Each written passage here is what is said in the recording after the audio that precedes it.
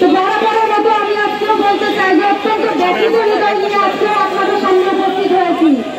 কারণ প্রতিবার আমরা আসি আমাদের ন্যায্য দাবি নিয়ে, প্রতিবারই আমরা ভুলে যাই।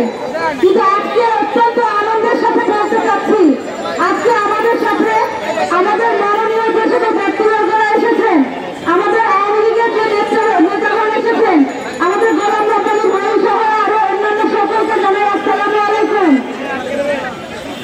প্রিয় শিক্ষার্থী ভাই বোনেরা, আজকে আমরা এসেছি আমাদের একটা মাত্র দাবি নিয়ে, সেটা চাকরিতে আবেদনের বয়স সীমা 35 চাই।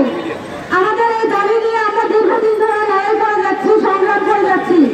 কিন্তু আজকে আমাদের যে লড়াই সংগ্রাম, আমার মনে হয় আমি এই এতদিন আন্দোলনের সাথে যুক্ত থেকে যেটা বুঝতে পেরেছি যে আজকে আমাদের সেই আন্দোলনের আজকেই হয়তো শেষ দিন।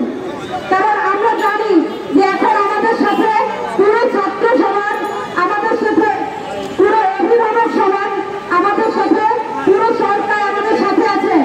আজকে আমাদেরকে তাড়িয়ে দেওয়ার কোনো অপশন নাই। আপনারা কি সবাই আমার সাথে একমত আছেন?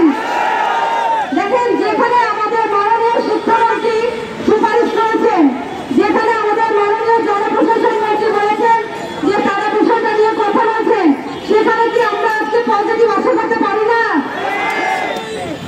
প্রিয় শিক্ষার্থী সমাজ, আমরা আজকে দেখিয়ে দেব যে শিক্ষার্থীরা যদি কখনো কোনোদিন কোনো আন্দোলন নিয়ে মাঠে দাঁড়ায়, তাহলে সেই আন্দোলনকে অ্যাভয়েড করার কোনো উপায় নাই। শিক্ষার্থীরা বরাবরই তাদের দাবি আদায় করেছে, শিক্ষার্থীরা 69-এ গণঅভ্যুত্থান করেছে, শিক্ষার্থীরা 66-তে তারা তা ভাষা 66-তে করে শিক্ষা আন্দোলন করেছে, 52-তে ভাষা আন্দোলন করেছে। কোথাও শিক্ষার্থীদের কি কোনো পরাজয় আছে? তাহলে আজকেও শিক্ষার্থীরা পরাজয় বরণ করবে না।